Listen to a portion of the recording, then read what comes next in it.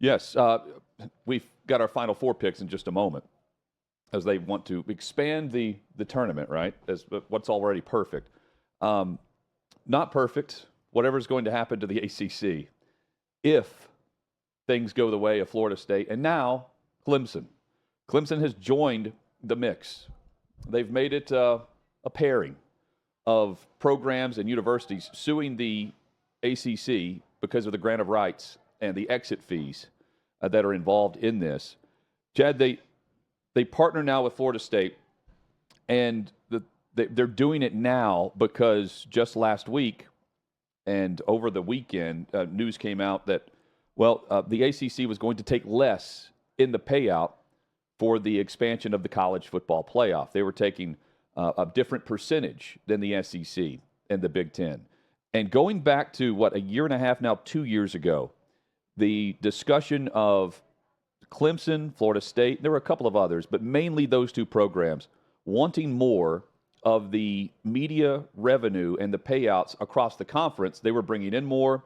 They said they could not compete specifically against some of the bigger programs nationally, namely the SEC and the Big Ten, for the revenue that's coming in through their media contracts, given the fact that they were making considerably less than programs like Alabama and Texas, Ohio State, Michigan, you name them. They're also making less than Vanderbilt, for instance, or Northwestern, and that the future of their program was not going to be on par for much longer. This is after Clemson is in the college football playoff and representing their brand just as much as Alabama was represented in the college football playoff for a number of years. And that's why they've joined this mix. And it's hard not to look at this and think, if they also, in this lawsuit against the grant of rights, if they end up winning this, Florida State and Clemson and whoever else wants to join, we know what happened with name, image, likeness and the Supreme Court case that threatened to rule in favor if things came up and moved forward, that they would still rule in favor of the case it presented. This opens the floodgates in a very similar fashion, where the power to can now pick and choose who they want based on precedent. This is massive. And this is coming from two programs that signed the grant of rights, two universities that signed into this grant of rights deal that runs through, 2032, I believe, 2033. Exit fees around, $160 million, and they're suing to get out of it. If they win, what does that mean for the rest of the conference? That means whoever's left, they're going by the wayside the same way the Pac-12 did. I'm no attorney, Hutton, but I'm having a hard time conceptualizing how exactly they win this lawsuit because of the very reason of what you just said. They signed it. The grant of rights was before them, and when they signed it, everyone thought it was a great deal for the ACC. Boy, they are protected through 2036. No matter what happens, they're guaranteed to make a lot of money through ESPN and everyone else, and this is a great deal for the ACC. Well, it turns out, because of a shifting landscape, because of the rise of the SEC and the Big Ten as the two dominant powers over all of college sports, suddenly it's not a good deal at all. In fact, it almost looks unlawful when you compare that to Big 12 and what the Pac-12 was, and Big 10 and SEC and their exit fees and everything else. But now the argument is, hey, I know we signed this piece of paper, but now looking at it, it's unfair and it's costing us a lot of money, and the ACC should just do the right thing and let us leave for nothing because we got to look out for ourselves, and they're hurting our ability to look out for ourselves. I don't know what case they have. I understand being pissed off. If I'm Clemson and Florida State, I'm looking around and thinking everyone else is getting not a piece of the pie. They're eating the whole damn apple pie. That's what the SEC and the Big Ten's doing. We're not even getting a sliver of it over here in the ACC, and it's because of this thing that, while I signed it, is now very unfair, and it's holding us back financially. I don't know what the legal argument it is, other than you're just kind of throwing a dart up against the wall and hoping that it sticks. So this could be huge if any judge grants them what they seek. But Hutton, I don't understand how they're going to fight this legally, given that it's a contract they signed as a member of the ACC. The Texas and Oklahoma had their exit fee reduced and they could always point to that. That one was around 130, 140 million. They had it reduced up around 100 to leave a year early. And they're doing just that by starting in the SEC this fall, whenever kickoff time rolls around. But I think also what Clemson in this lawsuit is stating, filed by the plaintiffs, Clemson, through this law firm in Columbia. The ACC has publicly asserted that it owns the media rights of member institutions to home football games through 2036, even if the institution ceases to be a member of the conference. That's part of this. Is they do not own their claim is no. If we pay the buyout, you don't own the rights to our property, our intellectual property. Is what they're and saying. maybe they have success in arguing that is unlawful. Maybe, you can't put something unlawful into a contract. So even if they sign the contract, which now looks really dumb of Clemson and Florida State, but even if they did, if there's something unlawful in the fine print, a judge could come in and overrule that and say, no, you can't hold them to that. I don't know if it's unlawful or not, right? But maybe that's what they're arguing with that one little part of it. And they're also pointing to the other schools that have left. And I think it's also perception. I think in this, and just reading through some of the quotes from the document, it's also the perception of, well, it's hindering negotiations to do what other institutions did. To me, it sounds like they have been talking behind the scenes with either the SEC or the Big Ten. And they need to get their legal they need to sort out whatever this language is confusing and make sure if they pay the buyout, they're off and running. And I think that's part of it. They're considering doing that just like Florida State would love to. And Florida State, man, based on the contract that they're handing out to coaches, and Norvell's getting upwards of $10 million a year. You've got them jumping right back in and suing the ACC. They said they didn't want distractions. That's why they didn't do it last August. And then as soon as the season was over and they didn't make the playoff, they jumped right in, despite not wanting distractions. Clemson just started spring practice as well. Yeah, and I don't think it's going to be any type of distraction for the players or coaches. I want to hear now. what Dabo says about it. Yeah, I don't see it as a distraction for the teams currently, but it's definitely a big possible story to be on the lookout for. So the three main things that Clemson's asking for in this lawsuit, and this is directly from the legal paperwork, and it's in an article written by Glenn Gilbo at OutKick.com right now. I think only one of the three to me sounds reasonable that they're going to get or could get through their legal work, and that is number one, enter a judgment declaring that the media, this is what they're asking from a judge, enter a judgment declaring that the media rights agreement are limited to only those rights needed for ESPN's agreements and do not include Clemson's games after it leaves the conference. Clemson already thrown out the shot saying, we're going to leave. It's just a matter of when and how. So after we leave, you don't have the next media rights deal. That's one I feel like maybe they could argue properly and win that judgment on that one. The next two, I think, are a stretch, quite frankly. Because number two is enter a judgment declaring that the withdrawal penalty is void as an unconscionable and unenforceable penalty, the enforcement of which would violate public policy, and Clemson is not required to pay the $140 million. To that, I would say you signed the paperwork. You saw what the buyout was to leave. You knew what the grant of rights were. So I don't know how now suddenly we're supposed to void this contract you signed as unconscionable and unenforceable. And three, this is what Clemson wants, is for a judge to enter a judgment declaring that Clemson does not owe any fiduciary duties to the ACC and has not breached any legal duty or obligation and might owe to the ACC by filing this lawsuit. That is what Florida State was unable to do. Why? Because Florida State's being sued by the ACC right now for breaching their contract and breaching their fiduciary responsibility by suing their own conference. So again, I don't see that as something that a judge is going to declare. If the ACC wants to countersue Clemson for breach of contract right now because they sued them, they could, just like they sued Florida State. So I see all of this as something, Hutton, that could be very big. And certainly we now know what we all thought to begin with, that both Florida State and Clemson want to bolt to get to a better situation.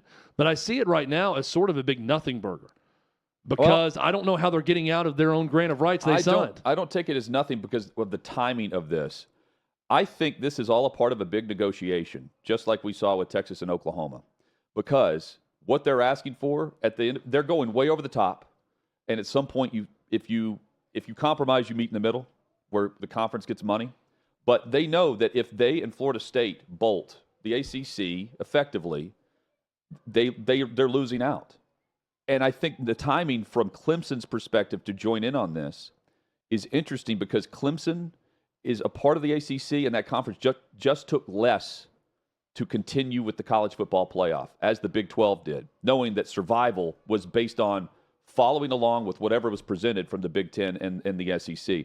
They're taking roughly 22 the SEC, each SEC or Big 10 program that makes the college football playoff, the payout is roughly $22 million, compared to the ACC's representatives will get paid around $14 million.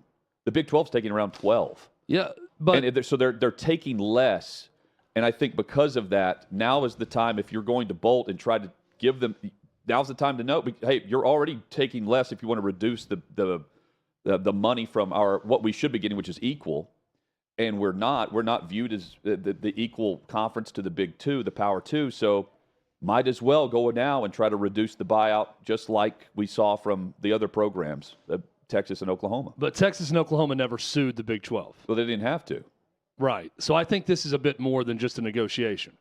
That they negotiated and they got out. And the Big 12, in part, I don't know why they did, quite frankly. I would have held them for every penny. If I were the Big 12, I guess they were just being really nice. But the Big 12 also had a card to play. They were going to go get the Pac-12 schools they wanted and continue to exist as a conference. Yes. The ACC has no more cards to play.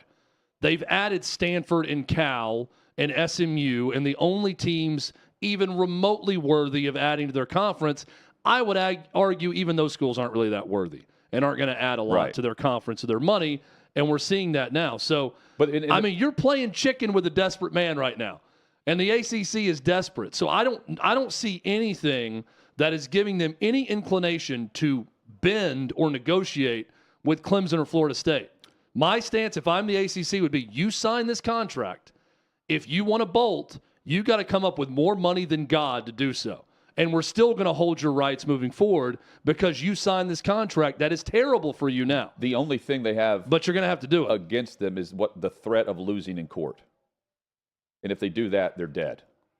That's why you would negotiate. I don't know the threat. We need to get a lawyer to talk about it, like someone who knows about rights. Even if they reduce the buyout, even if they reduce the exit fee, see, Texas and Oklahoma just said we're going to pay it, and they announced that they were leaving for the SEC, and they got out a year early. That's why it was they negotiated that reduced payment. But again, like they were going to pay it. Let's work on getting a legal expert on, because someone has to answer this question for me. Because it's so much money, it's unlawful. Like, how is that? You knew it when you signed it. Right? Again, I am Chad Withrow. I am arguing on behalf of the ACC right now. And if I'm an attorney, I'm saying, you saw this. We didn't manipulate the numbers. You signed this grant of rights deal. You knew what it was going to be. You signed it with no intention of leaving this conference. Now that you want to leave the conference and everything around us has changed, you want to rewrite the rules and now argue that something you willfully signed is unlawful voluntarily and unenforceable. There is no way in hell I'm afraid of losing that in court if I'm the ACC and I'm buttoned up. So I think they fight this to the death. I think they countersue Clemson the same way they countersued Florida State, because Clemson's asking for a summary judgment from a judge to say essentially, you can't sue us for breach of contract, even though we're breaching contract by suing. Well, but Clemson's also, the threat is we're going to pay the fees to exit the conference, meaning we're no longer legally bound by this contract. And that may be one part that they can get away with if they can prove any part of that grant of rights is on its face unlawful. And does that mean that other programs would also have that opportunity if they were to win that area? And to me, I take this as also, not only did the ACC agree to take less in the college football playoff moving forward that goes through 2031 and was signed for $7.8 billion today, finalized by ESPN to own those rights, and they can still sell those rights and they can lease out these games, these bowl games. But also, does it mean that Clemson and Florida State have been approached and in these talks with other conferences, namely the Power Two? Does it mean that they they're getting some pushback on that one area of this contract, the grant of rights. I take that as their SEC or the Big Ten hesitant, if this is going on behind the scenes, hesitant to move forward, because why would you want Florida State or Clemson if you don't own the media rights to those two schools based on this grant of rights? Yeah, I mean, I think it's the SEC or Big Ten or both just saying you've got a terrible contract.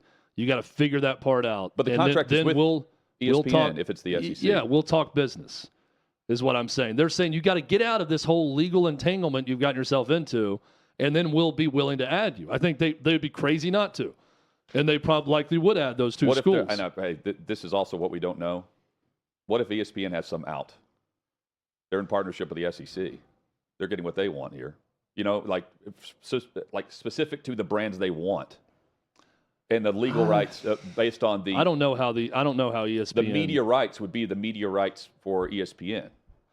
Yeah, but they also have the ACC. I know. Yeah, but the grant of rights is with them, so that's what the ACC is trying to hold, or the media rights.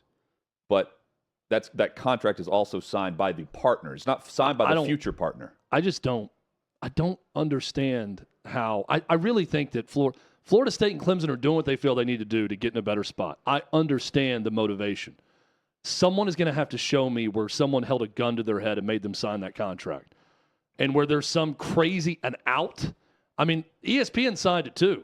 Does ESPN get an out for the college football playoff too if they decide it's too much money 2 years into it? I just don't think that exists. Oh, the out is always the buyout. That's the out. I think they're bound to it, but even this is the last stand for the ACC.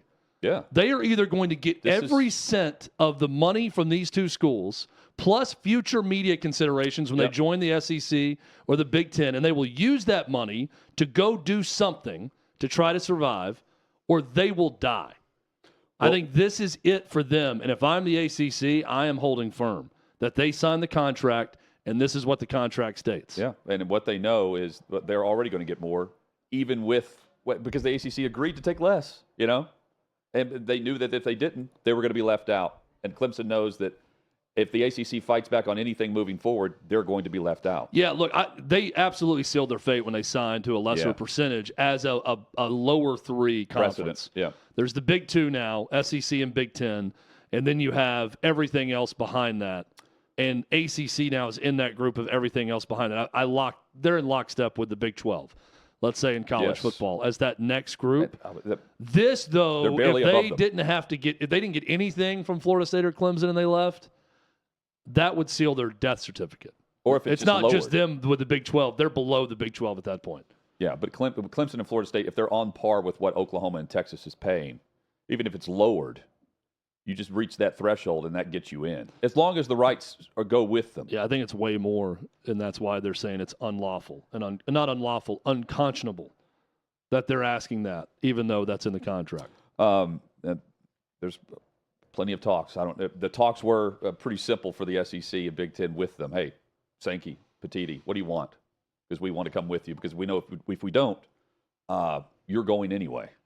With a different contract for ESPN and the college football playoff with a different version of what we have. Yeah, I'm hearing from a lot of Clemson people that's like, oh my gosh, we're doing it. We're going to defeat the ACC, and we've done it, guys, where we're getting out. And I'm thinking, this is not Tennessee versus the NCAA. When everyone saw Donde Plowman's response and said, yep, nope, she's making a lot of logical points here. They've got them right where they want them now. This makes no sense on the NCAA's perspective, right? To me, this is not that.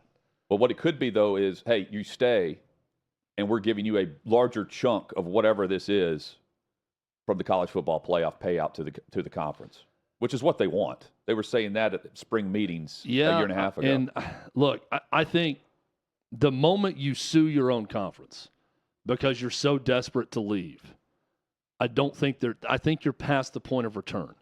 So I think even if the ACC thought, I can go back and negotiate and say, hey, we'll give you that bigger percentage, even though North Carolina and Duke and NC State and everywhere else are going to fight us on it, and the rest of our membership will absolutely hate us for doing this, we're going to make those concessions for you two schools. I don't think they're going to do that. But even if they did, it's not going to be enough for Florida State or Clemson, who believe they can walk right over to the SEC or the Big Ten. So they're still going to leave at some point. Now it's about how they're going to leave. And when they file the lawsuit, I think we're going to get a countersuit, and this thing's just going to be hung up in court for a while, costing everyone a lot of money. And Notre Dame also took less in all that, right? I mean, they're also in partnership with the ACC. Not a voting member, but in partnership. Oh, yes, they are a voting member, actually. There's also pissed off Florida State. Chad, I've been hesitant to do this, but I'm doing it because I've really enjoyed the college basketball season. Tournament last year was awesome. I'm taking the bait and I'm going chalk in my bracket this year. And I'm basing this on odds. I'm just taking the odds of seeing what we saw play out in the regular season continue through this bracket instead of the chaos that we saw last year. I'm not seeing a Florida Atlantic make that same run, or a San Diego State even. Odds since 1985. 38. We've had 38 tournaments. They've been won by just 19 different teams. 23 of the 39 tournaments, they've been won by UConn, Duke, UNC, Kentucky, Nova, or Kansas. Nearly 87% of the last 38 tournaments have been won by a 5 seed or higher. And I'm looking at this, Chad, and I'm thinking, well, I want my team that wins the title, my Final Four, to be a team that is a chance to win the national championship. I'll have greater odds of winning whatever bracket pool I'm in. And this year, we've seen a lot of losses at the top. Number one seeds, number one overall team in the country, lost quite a bit throughout the regular season. But I don't think the cream of the crop in this bracket is going to let me down in the same way we saw the bracket play out a year ago. I don't mind if it happens, but I'm not going to bet on it. I'm going to bet on the top seeds. I've got a few upsets, but not many. You agree or disagree? Well, who you got? Are we going? You're going to your Final Four now? Well, Because I want to see who you have first. So you're saying chalk. So you're going all 4 number 1 seeds? No, well, I've got Final Four. I've got one upset, but not until late in this bracket. As far as the Final Four, I've got UConn playing at Arizona. I've got Arizona a 2 seed. That's the lowest seed I have, which will tell you on the opposite side of this bracket, Kentucky and Purdue. With Kentucky being the 3 seed, making the run too, the sharpshooters. But I've got the brands. I'm going with the big brands that you could list on these, percentages that are going to make the run to the Final Four. I've seen a bunch of actual all chalk Final Fours of all 4 number 1 seeds. This might not be a bad year in the tournament to do that. By the way, selection show ratings through the roof, best since 2019. In both men's and women's, so there's a lot of interest in this tournament. And I think a lot of that interest, quite frankly, is about chalk. I think we love an upset in rounds 1 and 2, but I think that there is at least the prediction that you're going to see a lot of chalk get to that second weekend, and that's always good for ratings, I believe. We'll continue to see good ratings with it.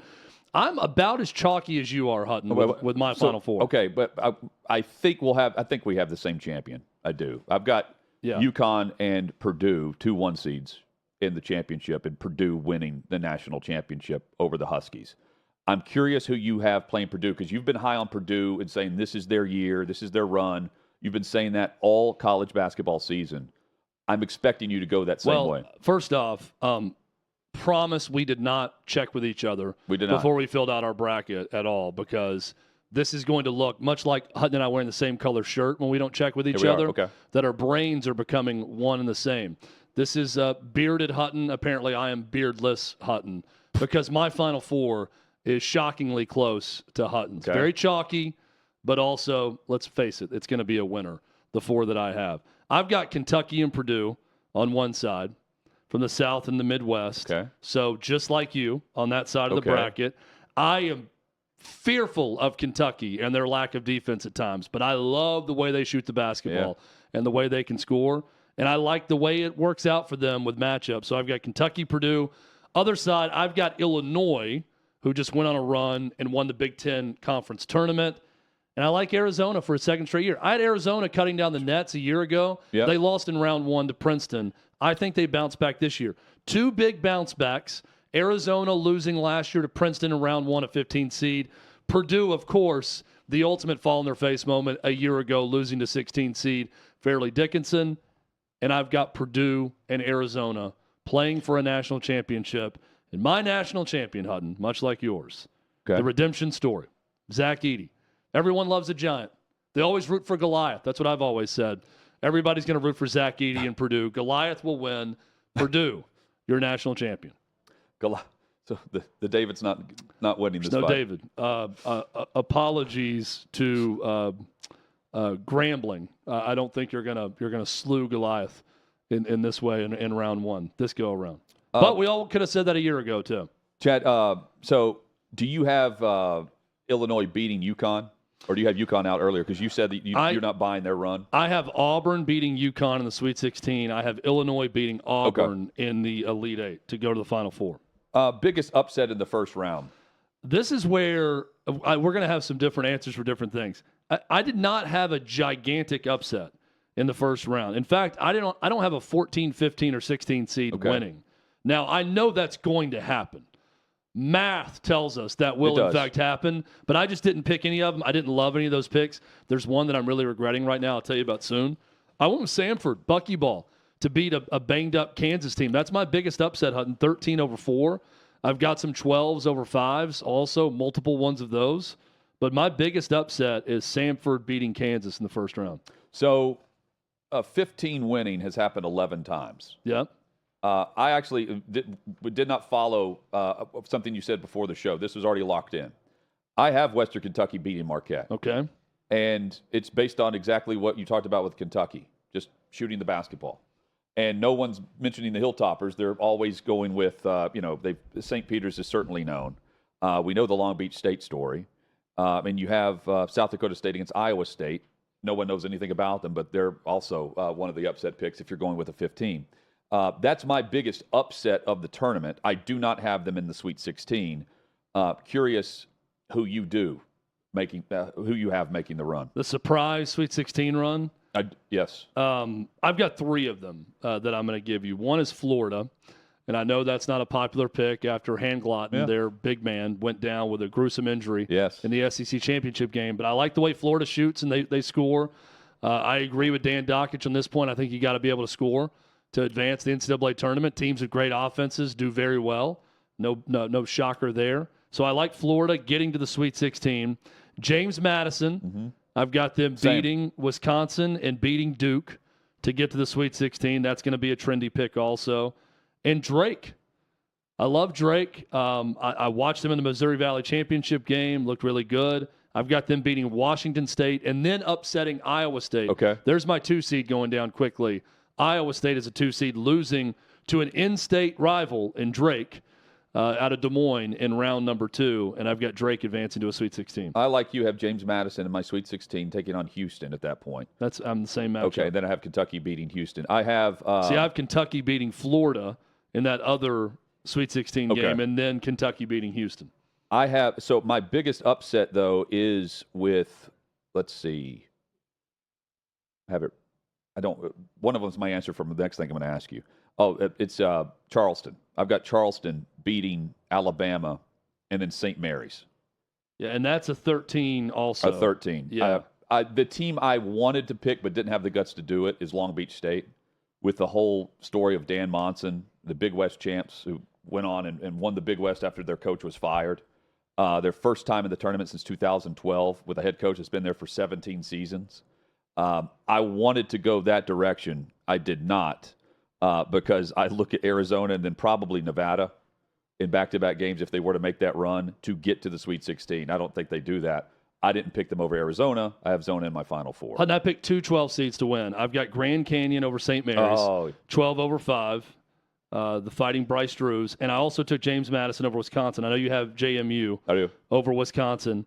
I held firm with San Diego State over UAB. I was tempted by that one with UAB. Andy Kennedy has a great team at UAB this year. I was also tempted a bit with McNeese and Will Wade against Gonzaga, but I like how Gonzaga closed out the season, so I went with the Zags in that one. But 2 of the 4 of the 12 versus 5s, I picked the 12 seed. The biggest odds, like the best odds for a 16 winning this year, it is whoever ends up playing Purdue. Montana State or Grambling. That is the best odds of the 16 seed. You don't even know which one it is. Yeah.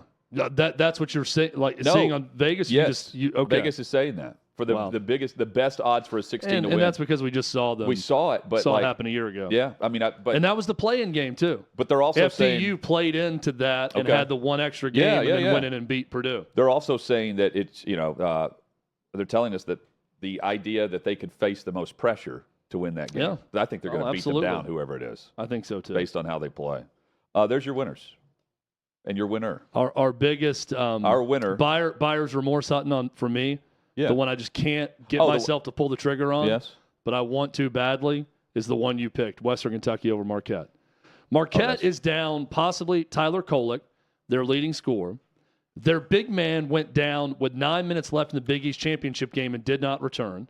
They've got another guard who has an injury who is questionable. Now, Shaka Smart is saying, hey, they're going to have to saw their legs off to not play in the NCAA tournament. We expect all of them to play. And maybe all of them play and they play fine and there's no issues.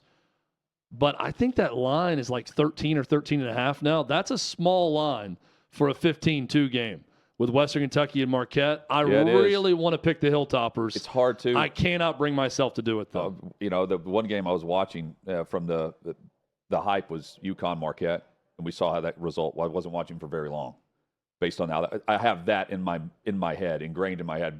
Also, what happened with Western Kentucky during the regular season. Yeah. But regardless, I have Florida beating the next team anyway, Marquette or Western Kentucky. I'm with you on that would be buyer's remorse. Mine, Long Beach State. You like Grand Canyon. I wish I would have had the guts to pick them too. There you go. The best brackets.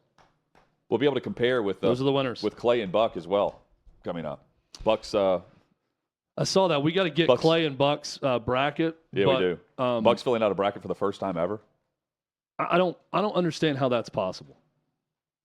I get that people have different experiences from me growing up, but someone who's roughly our age, that has just never by accident picked up a bracket or been handed one and said, "Oh, this will be fun. I'll go through and do it." I mean, my 8- and 4-year-old daughters are dying to fill out a bracket. They love to do it every year in the family bracket, and they just pick whatever they want. But they've done it already. This tracks, but for Buck not filling out a bracket, I witnessed his first ever college football game, which was in 2021. Alabama hosting Ole Miss. That was also fish out of water moment for him. Going into a game, experiencing all of it. It was the equivalent of Neil Armstrong walking on the moon when he went to Tuscaloosa. You're saying? Yes. Same shock and awe. Yes, it was interesting just to watch and observe the grandeur that he was witnessing for the first time. He gets to do this as well. It's unfortunate he probably isn't able to unfold a newspaper and do this by hand either. Yeah, that time has passed. Yeah. Unfortunate for him. LeBron and JJ Redick are announcing their new podcast. Of course, LeBron's had The Shop. I believe it's on HBO. Yeah. Showtime, HBO, it was, whatever. Yeah, it was on HBO. The Shop, and of course, Redick has his podcast as well. Mind the Game is going to be the name of this. And as far as the details of it, they say it's more than just basketball. I would assume it would be. I think it's just basketball. It's called Mind the Game, but the description from LeBron James, he spoke to Andrew Marchand, was we're doing an X's and O's podcast and we're not getting involved in culture wars. This is exactly what everyone that screams LeBron James wants from LeBron James, right? Well, stick to the game, stick to sports. This is what he's saying he's going to do with this podcast. I don't see how he does that. I mean, maybe not, but I'm telling you what his idea is with it. He also said he was reading those books. I was half expecting LeBron saying, he's going to solve racism with this new podcast, but instead they're going to talk about the proper pick and roll techniques in the podcast. And LeBron said, I do things that I feel like me and my friends would want to listen to, and this is something we want to listen to, and this is more about basketball X's and O's. And, for lack of a better term, inside baseball about the game of basketball. So, great, I guess. I don't know that they'll stay away from topics, but who does at this point in time? Hopefully they talk more hoops than just the NBA. Then it'll be extremely popular. Look, if it's the way LeBron describes this podcast, it could be an amazing reference for young players to listen to and get more insight into the game from one of the greatest of all time. And LeBron's got his own production company, much like Peyton. Yeah, I mean, I look, if that's what it is, I'm not going to listen to it. So if you listen to it or watch it, you can let us know if he sticks to it. But yeah, I mean, I think could be a great resource for young players if it's LeBron James and JJ Redick talking fundamentals of basketball and technique. Speaking of Omaha Productions, they're back. They've been recruiting to bring back quarterback across the league. Well, one man's trash, another man's treasure. We get receiver now, with multiple sites saying that including one tight end. Including one tight end. There are plenty of names on here that I will be watching to see how they are behind the scenes, because we get to see if there is a Kirk Cousins among this group. Devontae Adams, Justin Jefferson, George Kittle is the tight end, Deebo Samuel, and Amon-Ra St. Brown. I love this idea, and Davey was saying before the show, I can't wait for the series punter to that would be great to come out through. Those guys will have some personality. There's no doubt about that. Omaha. Oh, this group. Holder. That backup. Yeah. Ass back. Coming soon to Netflix. Coach runs on the field and immediately you say, you run on the field and coach says, get your ass back. Quality control. That's the special teamer. Yes. That's what I want next. Manager. Of this group, Chad, who's the one that you point to and say this? I think it's St. Brown that will be the star of this.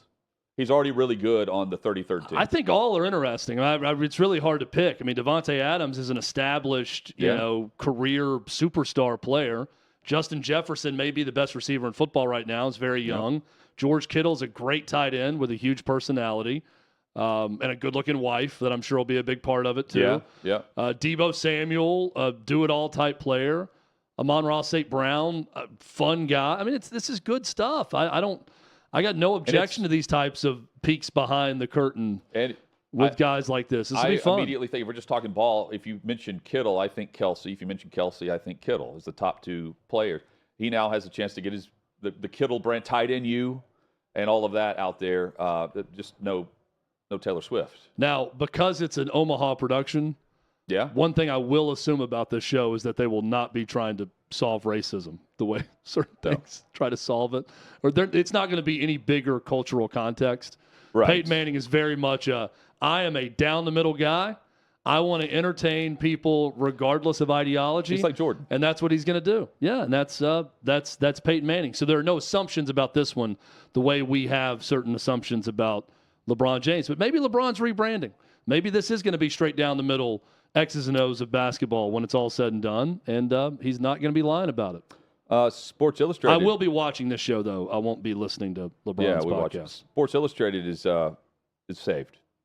So you've got... It's done? It's saved? Minute Media that has reached a 10-year publishing deal to take over for the Arena Group. Of course, we've discussed that the Arena Group owned by the guy who owns 5 Hour Energy. And you've got now the Minute Media that also owns Players Tribune and Fansided. 10-year agreement with Authentic Brands. Of course, this could ultimately help save, reported, half of the 80 staffers that were laid off with this. Hope so.